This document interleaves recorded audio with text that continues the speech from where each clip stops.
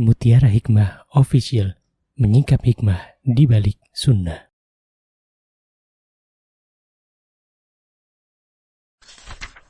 Salurkan donasi terbaik Anda untuk mendukung dakwah Mutiara Hikmah Official. Umroh akhir tahun plus Daurah Parenting Islami bersama Ustadz Hanan Yasir MA, Ustazah Imro'atul Azizah, 2 kali sholat Jumat. Kelas Daurah Parenting setiap hari. Konsultasikan dan daftarkan diri Anda sekarang juga. Mari kita ikut serta dalam pembebasan tanah wakaf untuk pembangunan Masjid Mutiara Hikmah. Bagi Anda yang ingin menyalurkan donasi, bisa melalui rekening Bank BSI di nomor rekening 2200220245 atas nama Masjid Mutiara Hikmah.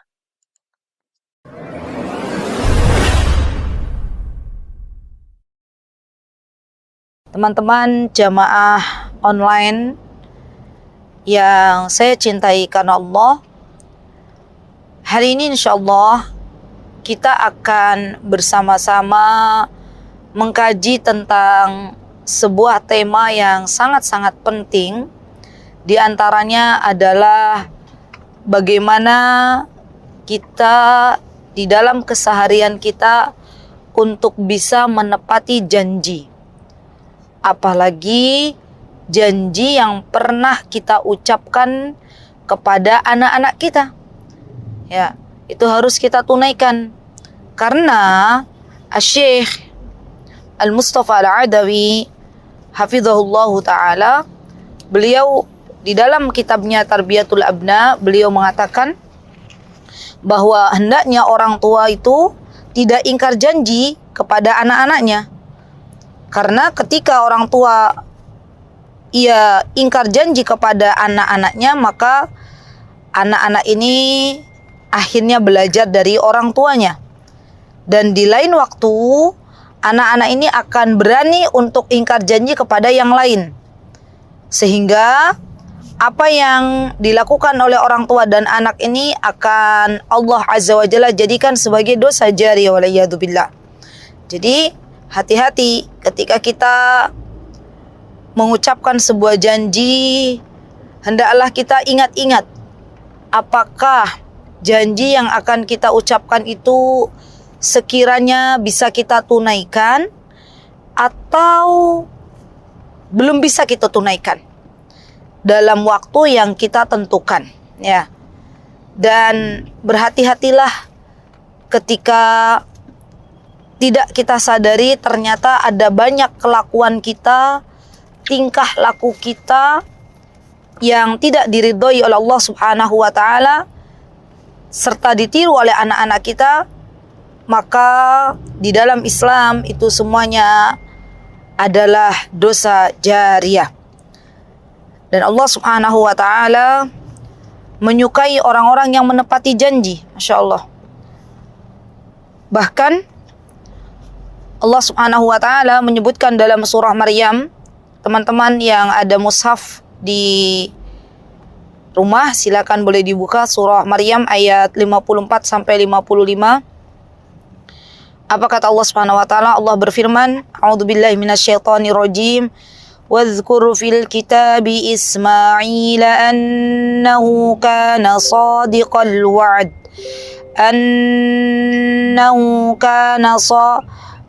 واذكر في الكتاب إسماعيل إنه كان صادق الوعد وكان رسولا نبيا. Kata Allah, wahai Muhammad, ya, ceritakanlah kisah Nabi Ismail alaihissalam, di mana Nabi Ismail itu terkenal orang yang menepati janji, Masya Allah. Jadi Allah Subhanahu wa taala memerintahkan kepada Nabi kita Muhammad sallallahu alaihi wasallam untuk menceritakan tentang kakek beliau. Siapa kakek beliau? Maksudnya mbah buyutnya Nabi kita Muhammad sallallahu alaihi wasallam. Kalau kita tarik ya nasab beliau ke atas dari ayahnya Nabi kita Muhammad SAW yang bernama Abdullah, kemudian Abdul Muttalib sampai ketemu dengan Nabi kita Ismail alaihi salam, Ya. Jadi Nabi kita Muhammad sallallahu alaihi wasallam itu adalah keturunannya Nabi Ismail. Ya. Dan Allah menjelaskan bahwa Nabi Ismail ini adalah sosok seorang hamba yang benar-benar menepati janjinya, tidak pernah ingkar janji. Maka dari itu kita sebagai umatnya Nabi kita Muhammad SAW, keturunannya Bani Adam, keturunannya Nabi Ismail alaihissalam, hendaklah kita meniru akhlaknya Nabi Ismail alaihissalam. Ya, baik itu Nabi Ismail maupun Nabi Ibrahim alaihissalam.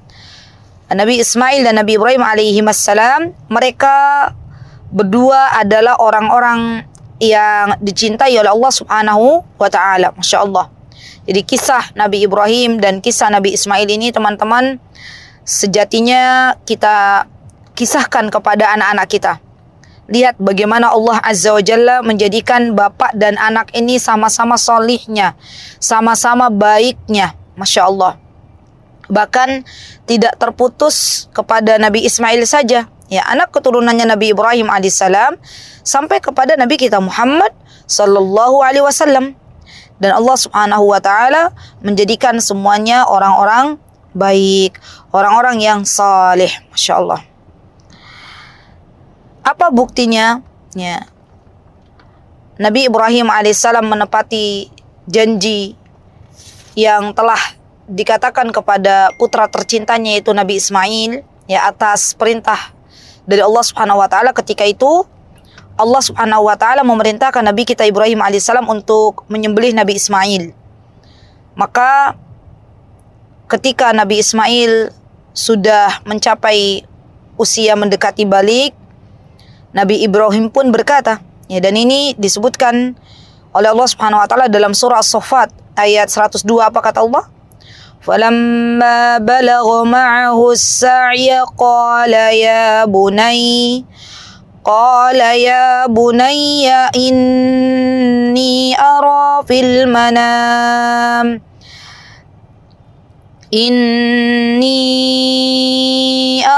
فِي الْمَنَامِ أَنِّي أَذْبَحُكَ فَانظُرْ مَاذَا تَرَى قال يا أبت افعل ما تؤمر ستجدني إن شاء الله من الصابرين. Masya Allah, ya. Ini bapak dan anak, mereka berdua sama-sama memasrahkan kehidupan mereka kepada Allah Subhanahu wa taala. Mari kita belajar dialog ayah dan anak pada diri Nabi Ismail dan Nabi Ibrahim alaihissalam.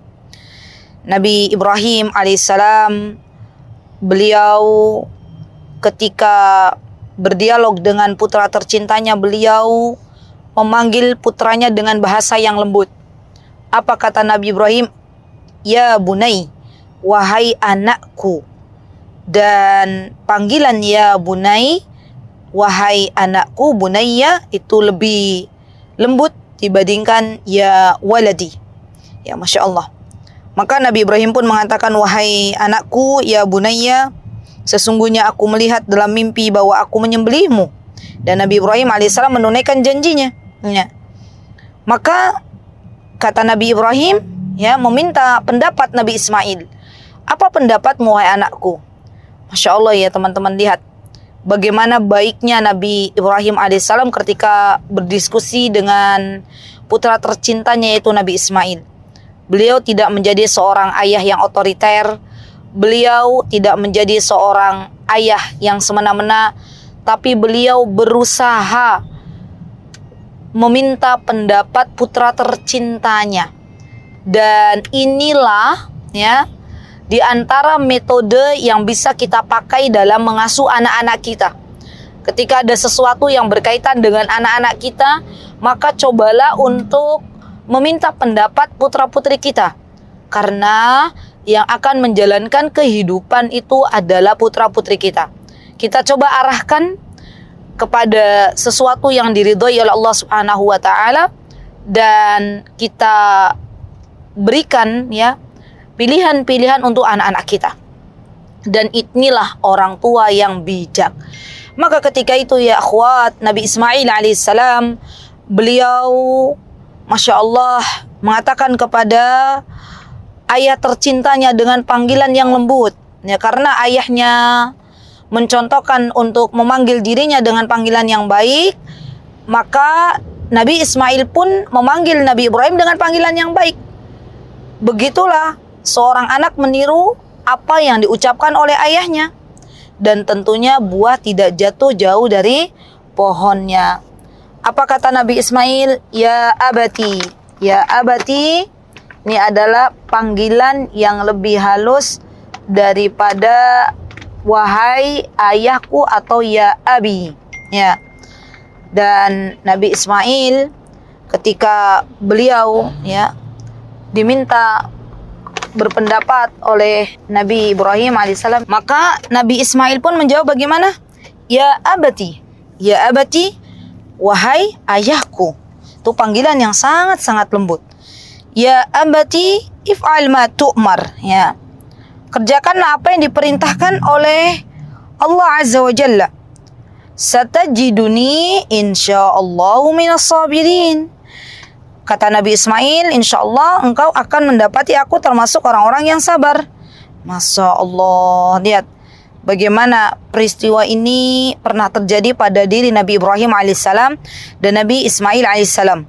Ya, dan ini peristiwa yang benar-benar nyata gitu ya, bukan hanya sekedar dongeng belaka, bukan hanya sekedar novel, tapi ini adalah kisah nyata yang pernah dialami oleh ayah dan anaknya. Ya. Dan akhirnya ketika mereka sudah menyerahkan semua hidup mereka untuk Allah, Nabi Ibrahim sudah menepati janjinya, Nabi Ismail pun sudah ridha dengan ketetapan Allah, maka kemudian Allah pun memberikan solusi dengan caranya Allah Subhanahu wa taala. Tentunya solusi ini adalah solusi yang terbaik dari Allah Subhanahu wa taala. Allah Azza wa Jalla menggantikan Nabi Ismail alaihissalam dengan seekor domba yang besar ya, yang akhirnya disembelih oleh Nabi Ibrahim alaihissalam. Dan kisah ini ya akhwat, subhanallah, adalah kisah yang bisa kita ajarkan kepada anak-anak kita bahwa sesungguhnya terkadang solusi itu Allah berikan di akhir, sesi akhir gitu ya. Solusi itu Allah berikan di akhir-akhir episode kehidupan kita. Kita sudah menyerah, baru kemudian Allah berikan solusi. Ya, apa di antara kisah dalam Al-Quran ya, ketika Allah Azza wa Jalla memberikan solusi kepada Nabi Musa alaihissalam. Ya, Nabi Musa alaihissalam ketika itu dikejar oleh Firaun berserta bala tentaranya. Dan ketika Nabi Musa alaihissalam sudah menyerahkan hidupnya kepada Allah, ya, sudah tidak ada lagi yang bisa dipikirkan oleh Nabi Musa kecuali berserah diri kepada Allah Azza wa Jalla, maka Allah pun memerintahkan tongkatnya Nabi Musa untuk dihentakkan ke bumi, dan Allah Azza wa Jalla membelah lautan menjadi dua. Subhanallah, Allahu Akbar, Allahu Akbar. Jadi teman-teman, ya hendaklah kita sebagai orang tua juga memotivasi anak-anak kita bahwa jangan lekas berputus asa dalam sebuah masalah. Episode kehidupan ini akan terus berjalan, dan tidaklah Allah Azza wa Jalla memberikan masalah-masalah yang akan membebani kita sebagai hambanya. Ya, coba lihat bagaimana Nabi Ibrahim alaihissalam. Coba ketika ini juga dikisahkan di dalam Al-Quran, ketika Nabi Ibrahim alaihissalam ya dipanggil oleh raja, ya, di mana raja ini tahu, Raja Namrud ini tahu bahwa yang memotong kepala berhala adalah Nabi Ibrahim alaihissalam. Maka Nabi Ibrahim pun dipanggil, disiapkan kayu-kayu bakar untuk Nabi Ibrahim alaihissalam, ya, agar dimasukkan ke dalam kayu bakar itu dan dibakar di atas api.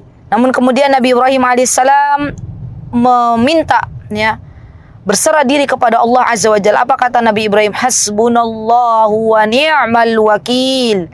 Hasbunallahu wa ni'mal wakil. Ni'mal maula wa ni'man nasir. Lihat, Nabi Ibrahim menyerahkan dirinya kepada Allah, berpasrah kepada Allah. Maka ketika itu Allah Azza wa Jalla menepati janjinya. Allah Azza wa Jalla menolong para wali-walinya, menolong orang-orang yang beriman kepada Allah Azza wa Jalla dengan yakin. Allah menjadikan api menjadi dingin. Coba kalau secara logika kita, itu kan tidak mungkin api jadi dingin. Yang kita tahu api itu selalu panas. Tapi begitulah ketika Allah Azza wa Jalla menolong diri seorang hamba. Maka kita ya akhwat, ya mulai hari ini, yuk rajin-rajin kembali menceritakan kisah-kisah para nabi, kisah-kisah para sahabat, agar anak-anak kita itu diberikan oleh Allah Azza wa Jalla mental yang kuat, ya. Bukan hanya sekedar cerita-cerita fiktif, bukan hanya sekedar cerita-cerita dongeng yang kebenarannya kita tidak pernah tahu apakah itu benar atau tidak. Yang jelas kisah-kisah yang pasti nyata itu ada di dalam Al-Quran dan hadis-hadis sahih Nabi kita Muhammad sallallahu alaihi wasallam. Baik. Kemudian Rasulullah sallallahu alaihi wasallam juga mewanti-wanti kita sebagai orang-orang beriman agar kita menjauhkan diri dari sifat orang-orang munafik. Syekh Mustafa Al-Adawi hafizahullah taala, beliau menyebutkan di dalam kitab beliau Tarbiyatul Abna, kata beliau, ya, ayatul munafik salasun, bahwa tanda-tanda orang munafik itu ada 3. Ida hadasa kadzaba, ini kata sabdanya Rasulullah SAW. Ya, Rasulullah bersabda, ayatul munafik salas, ya, tanda munafik itu ada 3. Ida haddasa kadzaba, jika ia berbicara berdusta. Wa idza wa'ada akhlafa, jika ia berjanji maka menyelisihi, mengingkari. Wa idza tumina khana, dan jika ia diberikan amanah, diberikan kepercayaan, kemudian ia berkhianat. Dan inilah tanda-tanda sifat-sifat orang-orang munafik. Ya, maka ketika kita tahu bahwa mengingkari janji adalah bagian dari sifat orang-orang munafik, dan kita mengaku diri kita orang-orang beriman, maka hendaklah kita menjauhkan diri kita untuk tidak mengingkari janji-janji yang pernah kita ucapkan, untuk berusaha semaksimal mungkin agar kita bisa menunaikannya.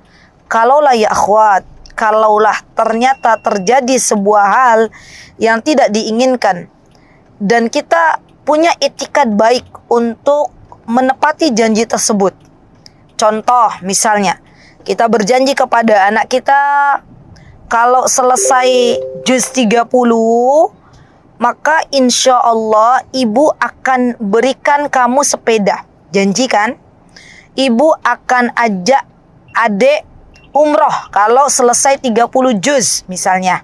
Nah, qadarullah, ya, ketika anak kita sudah menyelesaikan 30 juz, ada udzur syar'i sehingga kita belum bisa menunaikan mengajak anak-anak kita umroh. Ya, contoh. Maka perlu kita beritahu kepada anak-anak kita apa yang terjadi sebenarnya, ya. Bahwa sebenarnya kita itu ingin menepati janji kita, tapi qadarullah terjadi misalnya ya sebuah musibah yang mana akhirnya misalnya uangnya yang tadinya untuk berangkat umroh akhirnya tidak ada misalnya, ya, ataupun ada hal-hal udzur lainnya. Tapi kita jujur dengan apa yang terjadi pada diri kita, ya. Tidak boleh kita menyembunyikan sesuatu dan tidak membuka komunikasi dengan anak kita. Ya, tidak boleh kita hanya diam saja padahal anak kita sudah selesai 30 juz. Dia berharap ketika menghafal Al-Quran, tentunya berharap surganya Allah, berharap pahala dari Allah Subhanahu wa taala, dan ia pun berharap semoga ketika selesai 30 juz maka ia pun bisa berangkat bersama orang tuanya untuk pergi umrah. Ya, maka dari itu teman-teman, kalaupun ada sesuatu yang tidak sesuai dengan harapan kita dan kita sudah terlanjur ya mengucapkan sebuah janji kepada anak-anak kita, maka mari kita perbaiki cara berkomunikasi kita. Kita jelaskan kepada anak-anak kita bahwa sesungguhnya ibu, ayah dulu pernah berjanji kepadamu, nak, kalau sudah selesai menghafalkan Al-Quran juz 30 akan memberimu hadiah, ya. Tapi qadarullah, ya, uangnya dipakai dulu untuk membeli kebutuhan pokok. Insya Allah anak-anak kita akan paham dengan kondisi orang tuanya. Yang jelas kita membicarakannya, kita mendiskusikannya secara baik-baik dengan anak-anak kita. Gitu ya teman-teman. Dan yang namanya hadiah ini ya akhwat, yang akan kita berikan kepada anak-anak kita, janji untuk kita berikan hadiah ini bukan hanya sekedar ketika anak-anak kita mendapatkan ranking 1 di kelasnya masing-masing. Bukan hanya sekedar ketika anak-anak kita bisa menyelesaikan berbagai macam olimpiade dunia. Tapi lebih dari itu ketika anak-anak kita dimampukan oleh Allah Subhanahu wa taala untuk menyelesaikan berbagai macam kebaikan proyek-proyek akhirat, maka kita pun turut ikut serta memberikan apresiasi kepada anak-anak kita, dan itu diperbolehkan di dalam Islam ya. Jadi ingat, kalau kita mau berjanji kepada anak-anak kita untuk memberikan sesuatu, ingat bahwa kita itu bisa nggak kira-kira menunaikan janji yang kita berikan kepada anak-anak kita. Baik, kemudian Rasulullah SAW pernah bersabda, ya, dan ini ada di kitabnya Syekh Al-Mustafa Al-Adawi. Kata Rasulullah SAW, arba'un man kunna fihi kana munafiqan khalisan, wa man kanat fihi khoslatun minhunna kanat fihi khoslatun min nifaq hatta yada'aha. Apa kata Rasulullah SAW? Ada 4 perkara yang jika keempatnya ada pada diri seseorang, maka orang ini termasuk ya orang yang memiliki atau orang yang waliyadzubillah ya dikategorikan sebagai munafik murni. Dan jika hanya sebagian yang ada padanya, maka padanya ada bagian dari perilaku kemunafikan sampai ia meninggalkannya. Apa itu? Idza tumina khana. Kalau dia diberikan amanah, maka dia berkhianat. Wa idza haddatsa kadzdzaba. Kalau dia berbicara, dia berdusta. Wa idza ahada ghadara. Kalau dia berdebat, wa idza ahada, kalau dia berjanji, dia ingkari. Baik teman-teman yang saya cintai karena Allah, Rasulullah SAW menjelaskan kalau ada 4 sifat ini ada pada diri seseorang, yuk kita cek masing-masing, ada tidak pada diri kita. Maka kalau keempat ini ada pada diri kita, waliyadzubillah, maka kata Rasulullah SAW dikategorikan sebagai munafik murni. Tapi kalau hanya ada sebagiannya saja, maka tidak dikategorikan sebagai munafik murni sampai kita meninggalkannya. Apa itu? Yang pertama, kalau kita diberikan amanah, maka ya kalau ada seseorang, bukan kita, kalau ada seseorang diberikan amanah kemudian dia berkhianat, ini yang pertama. Yang kedua, kalau dia berbicara, dia berdusta. Yang ketiga, apabila ya dia berjanji, maka dia mengingkarinya.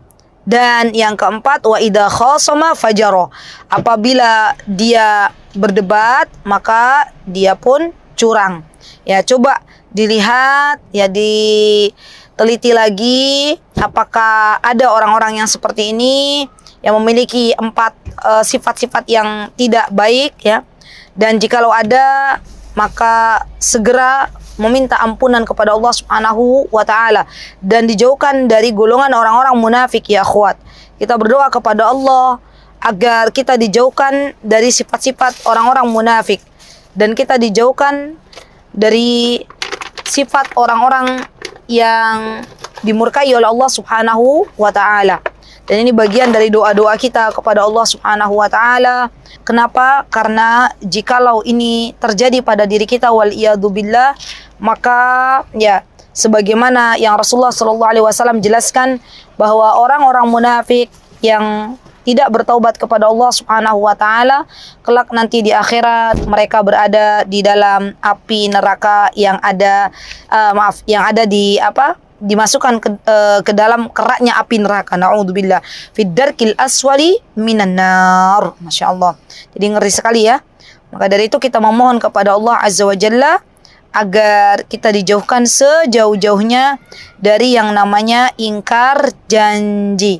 Kecuali nih ya akhwat, kecuali kalau kita lupa lupa itu tidak dihitung sebagai kedustaan, lupa tidak dihitung sebagai pengingkaran. Tapi yang namanya lupa itu tidak menjadi kebiasaan. Ya, jadi ingat, jangan sampai kita misalnya kita berjanji kepada seseorang, ya, contoh misalnya zaman sekarang. Contoh zaman sekarang ada seseorang yang berhutang, kemudian dia berjanji kepada orang yang dia hutangi akan membayar hutangnya dalam tempo 2 bulan atau 3 bulan maksimal misalnya. Maka ketika dia sudah berjanji akan membayar hutangnya di 3 bulan, ya setelah dia meminjam uang, maka ia berusaha untuk menepati janjinya. Ya, jangan sampai orang yang memberikan hutang justru malah mengingatkan, ya, mengingatkan untuk membayar janji. Ya, karena sekarang itu banyak orang-orang yang berhutang, ya bermudah-mudahan hutang, kemudian ketika diminta oleh pihak yang memberikan hutang, yang berhutang ini mengatakan, saya lupa dengan tempo yang sudah kita sepakati. Ya, ingat ya akhwat, Allah itu zat yang maha tahu apa yang terjadi pada diri kita dan yang terjadi pada hamba-hambanya. Jangan pernah kita mencurangi Allah. Jangan pernah kita membohongi Allah. Karena Allah itu zat yang maha tahu. Allah tidak akan menuliskan sebuah dosa manakala memang kita benar-benar lupa. Dan kalau itu terjadi pada diri kita, ya misalnya kita berjanji kepada anak-anak kita di akhir pekan ini akan mengajak jalan-jalan misalnya, ya mengajak jalan-jalan ke laut, kemudian kita lupa, anak kita mengingatkan, ya abati misalnya, ya ummah misalnya, di hari Ahad misalnya ya, bukankah kemarin pernah berjanji mau ngajak jalan-jalan?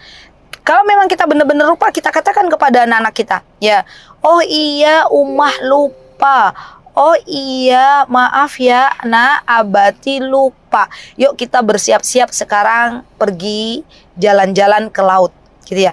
Jadi ini secara tidak sadar kita mengajarkan kepada anak-anak kita bahwa ketika anak-anak kita kelak berjanji kepada temannya, anak-anak kita kelak berjanji kepada orang-orang yang ada di sekitarnya, dan Allah Azza wa Jalla menjadikan anak-anak kita lupa, kemudian Allah ingatkan, maka dengan ringannya mereka meminta maaf kepada orang-orang yang mereka seharusnya tunaikan janji kepada orang-orang yang mereka berjanji. Jadi ini secara tidak langsung kita sedang mengajarkan kebaikan pada diri anak-anak kita.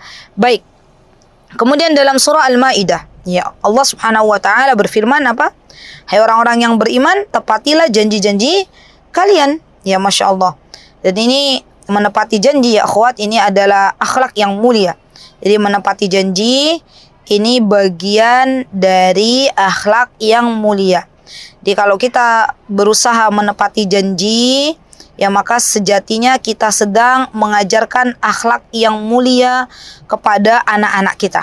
Ingat, apa yang kita ajarkan dari kebaikan termasuk akhlak-akhlak yang mulia ya kepada anak-anak kita, maka semuanya Allah hitung sebagai jariyah bagi diri kita. Ya, begitu pula ketika kita mengajarkan waliyadzubillah, ya sebaliknya ketika kita mengajarkan akhlak-akhlak yang tidak baik, akhlak-akhlak yang tercela, maka sejatinya kita sedang menanam dosa-dosa jariyah. Na'udzubillah summa na'udzubillah.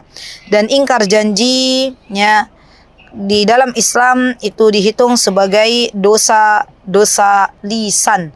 Ya, ada sebuah kitab ya akhwat, bagus sekali ya kitabnya, karya Syekh Dr. Said bin Ali Al-Waqf Al-Qahtani rahimahullah ta'ala. Bukunya adalah Afatul Lisan fi Daw'il Kitab wa Sunnah. Ya, dan di antara yang dibahas adalah bagaimana seseorang ketika dia mengucapkan dengan lisannya berjanji kepada seseorang untuk sesuatu, kemudian ia ingkari pula dengan lisannya bahwa dia tidak pernah mengucapkan hal tersebut. Ya, dan ini bagian dari afatul lisan, ya penyakit lisan. Baik. Kemudian ya akhwat, ya setelah kita belajar bahwa menepati janji itu adalah bagian dari ibadah, menepati janji itu adalah bagian dari akhlak yang mulia, ya Masya Allah. Dan orang-orang yang mulia adalah orang-orang yang menepati janji. Ya, orang-orang yang mulia adalah orang-orang yang menepati janji. Ya, bagaimana Rasulullah SAW, ya beliau menjadi qudwah bagi kita semuanya, ya, menjadi contoh bagi kita semuanya. Apakah kita pernah melihat Rasulullah SAW ingkar janji kepada para sahabatnya? Tentu tidak. Apakah pernah kita melihat Rasulullah SAW ingkar janji kepada orang-orang yang ada di sekitarnya? Ya, tentu tidak. Ya, Rasulullah SAW adalah seseorang yang amanah. Ya, bahkan sebelum beliau diutus menjadi seorang nabi, beliau diberikan gelar oleh orang-orang yang ada di sekitar beliau dengan panggilan Al-Amin. Apa itu? Orang yang amanah. Masya Allah. Maka dari itu saya ajak diri saya dan teman-teman semuanya, mari kita memohon kepada Allah Subhanahu wa taala agar menjadikan diri kita semuanya orang-orang yang pandai menepati janji, dan semoga Allah Azza wa Jalla menuliskan untuk kita pahala yang berlipat ganda. Baik teman-teman yang saya cintai karena Allah, untuk yang kedua, hari ini insya Allah kita selesaikan bersama. Ini sedikit tentang bagaimana Syekh Al-Mustafa Al-Adawi, Syekh Mustafa Al-Adawi mengajarkan kepada kita untuk berhati-hati dalam ucapan. Apa di antaranya? Ya, di antaranya adalah kata Syekh, ya, apa yang kita ajarkan pada anak-anak kita, begitu pula apa yang hendaknya diajarkan oleh orang tua kepada anak-anaknya. Maka karena kita adalah kaum muslimin, maka ajarkanlah bahasa yang baik, ya. Ajarkanlah bahasa yang fusha, ya. Ketika kita mengucapkan sesuatu, tentunya anak kita akan mendengar dan anak kita pasti akan menirunya. Saya beberapa kali menemukan anak-anak yang Masya Allah, ya, Allah lembutkan hatinya dan perkataannya itu Masya Allah bagus sekali. Kemudian suatu hari saya bertanya, ya, siapa yang mengajarkan kalimat-kalimat itu, nak?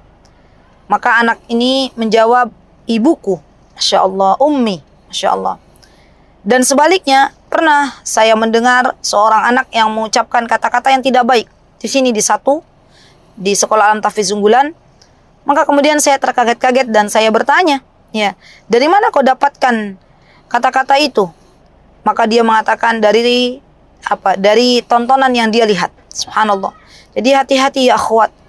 Yang namanya bahasa itu sesuatu yang mudah sekali diserap oleh anak-anak kita. Apalagi sesuatu yang biasa didengar oleh anak-anak kita. Maka kita sebagai orang tuanya hendaklah berhati-hati ketika mengucapkan sesuatu. Dipikir kembali apakah sesuatu itu baik untuk didengar oleh anak-anak atau justru kebalikannya, sesuatu tersebut tidak baik didengar oleh anak-anak kita. Syekh Mustafa Al-Adawi hafizahullah ta'ala, beliau memberikan sebuah contoh tentang penamaan sholat Isya. Ya, teman-teman nanti bisa dilihat di screen, ya ada. Jadi Syekh Mustafa Al-Adawi saya rangkumkan mengkisahkan tentang sebuah kisah di mana dulu orang-orang Badui ini orang-orang asli Arab, suku pedalaman, ketika mereka memiliki sebuah bahasa di mana mereka mengatakan sholat Isya itu bukan sholat Isya tapi al-atamah. Dan ketika itu Rasulullah SAW mengatakan kepada para sahabat-sahabatnya, kata beliau, la taghlibannakumul a'rab ala ismi salatikum fayaquluna al-atama wa innama hiya al-isya. Kata Rasulullah SAW, wahai para sahabat-sahabatku, janganlah ya orang-orang Arab Badui itu mengalahkan kalian dalam penamaan salat-salat kalian, ya. Dalam penamaan salat kalian, ya. Karena orang-orang Arab Badui ini mengatakan bahwa Isya itu atama. Tapi kata Rasulullah SAW, ucapkanlah bahwa Isya itu adalah penamaannya dengan Isya. bukan dengan atama. Ya, Masya Allah. Jadi kenapa Rasulullah SAW lebih memilih memakai lafaz isya daripada memakai lafaz atama? Karena lafaz isya ini ternyata sudah ada di dalam Al-Quranul Karim. Allah menyebutkan dalam surah An-Nur ayat 58, apa kata Allah? Wa min ba'di salatil isya. Ya, ini masalah izin ya, bahwa anak-anak yang belum mencapai usia balik ketika akan memasuki kamar orang tuanya, maka tidak diperkenankan baginya untuk masuk setelah sholat isya. Dan Allah Azza wa Jalla menyebutkan al-isya, bukan al-atama.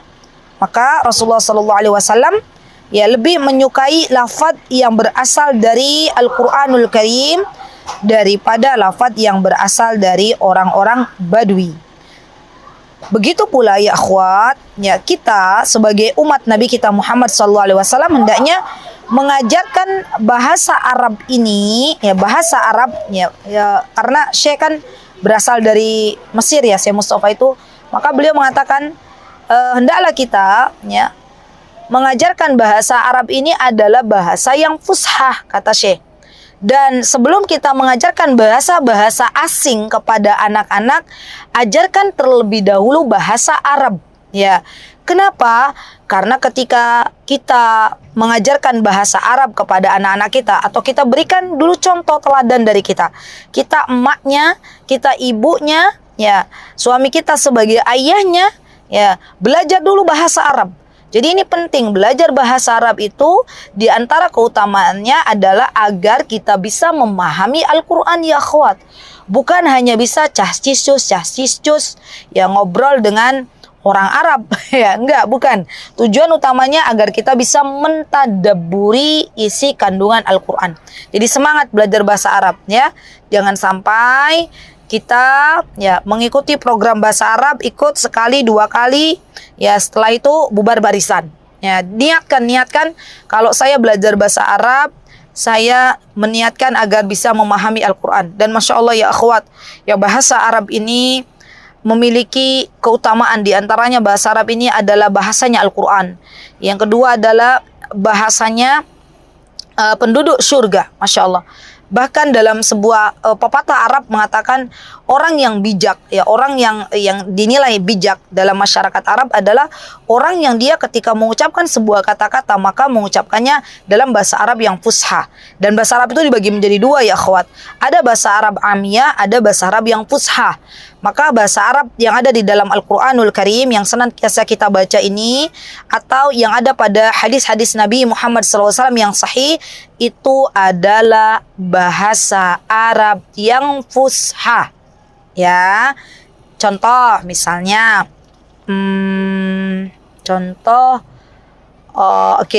contoh bahasa Arab fusha misalnya, contoh di mana atau dari mana, min aina, ya, fi aina, maka bahasa Arab amiyah umum itu fen,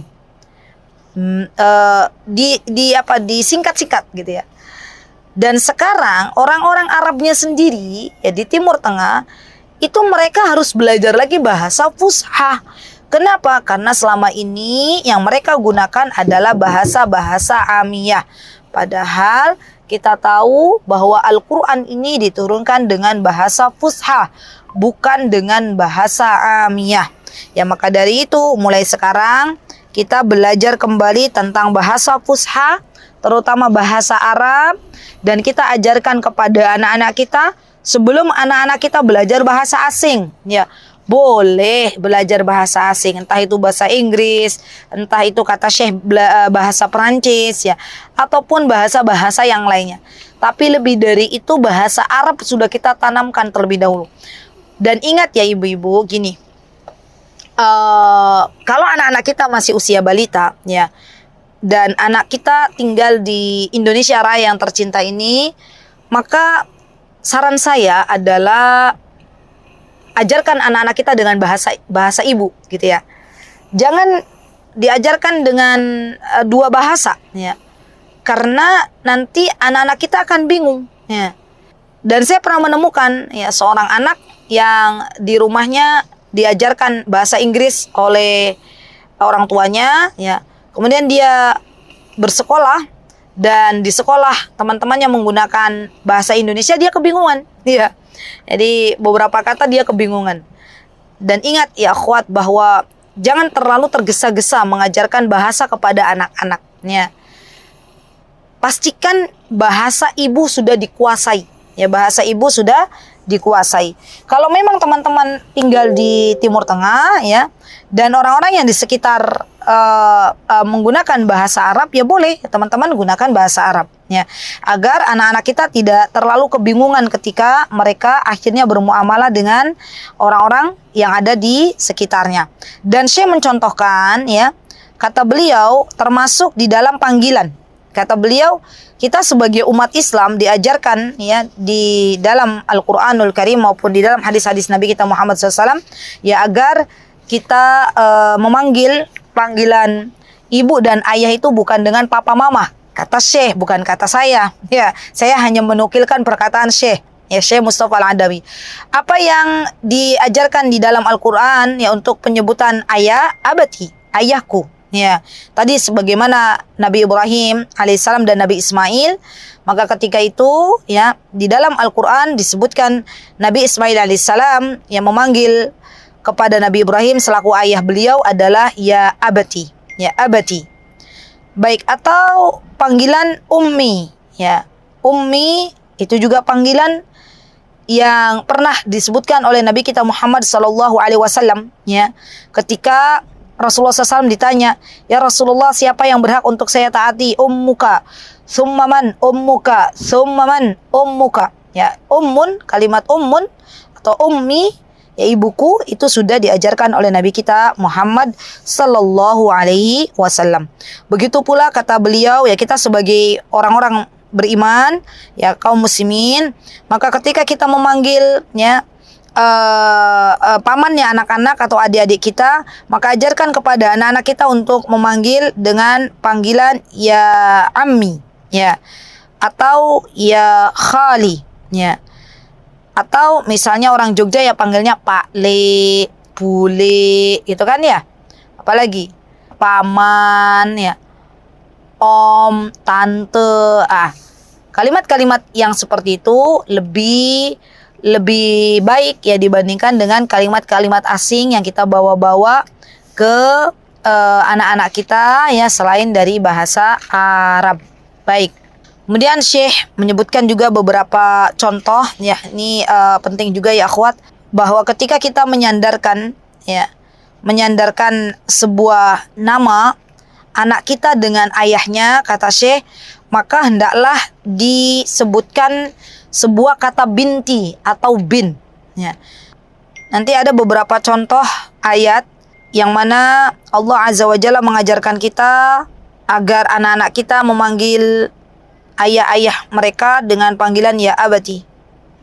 Tuh lihat teman-teman, ada dalam surah Yusuf, ada dalam surah Maryam, ada dalam surah Asy-Syu'ara, ya. Di sini teman-teman bisa lihat bahwa Allah Azza wa Jalla memberikan kepada kita sebuah contoh bagaimana kita memanggil ayah-ayah kita. Ya, Allah Azza wa Jalla memberikan contoh dalam surah Maryam, ya abati inni qad ja'ani minal ilmi ma lam ya'tik. Ya Allah memberikan contoh juga, ya abati la ta'budus syaitan innasy syaitana kana lirrahmani asiyya. Kemudian Allah Azza wa Jalla memberikan contoh juga dalam surah Yusuf. Apa kata Allah Subhanahu wa taala?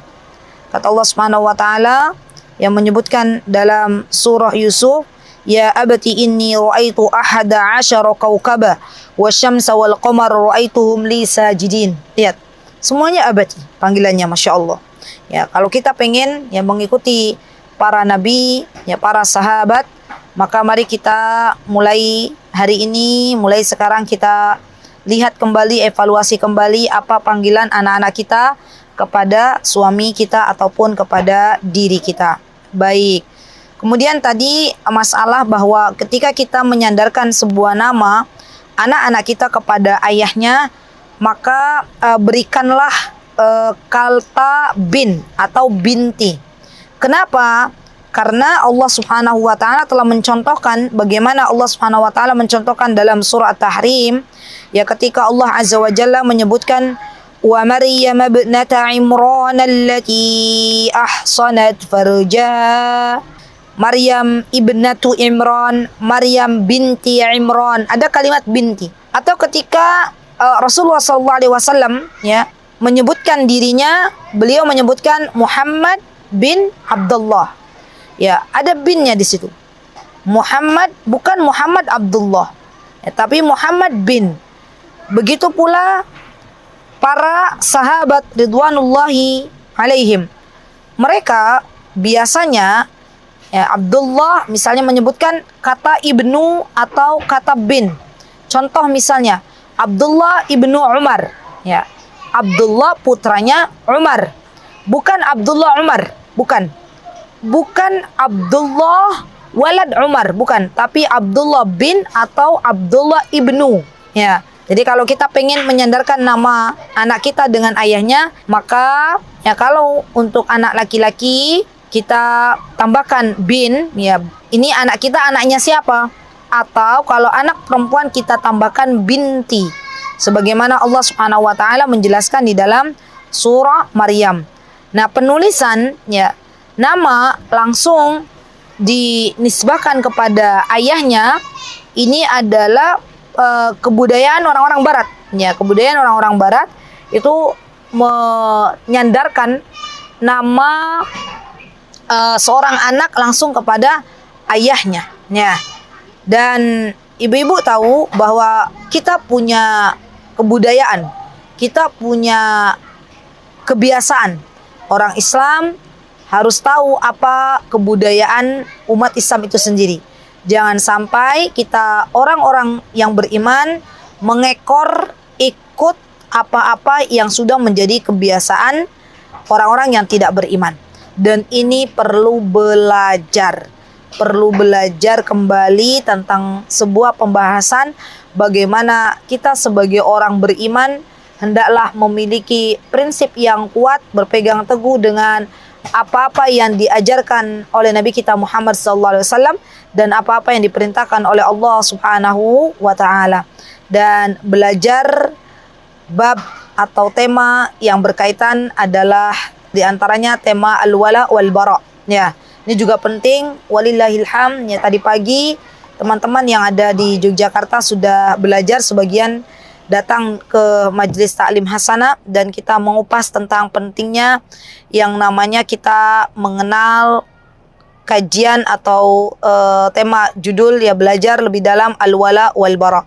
Semoga apa yang kita pelajari ya akhwat bisa kita amalkan di dalam kehidupan kita sehari-hari. Semoga Allah Azza wa Jalla mengampuni segala dosa-dosa kita, dan semoga Allah Azza wa Jalla menjadikan anak-anak kita menjadi anak-anak yang salih dan salihah.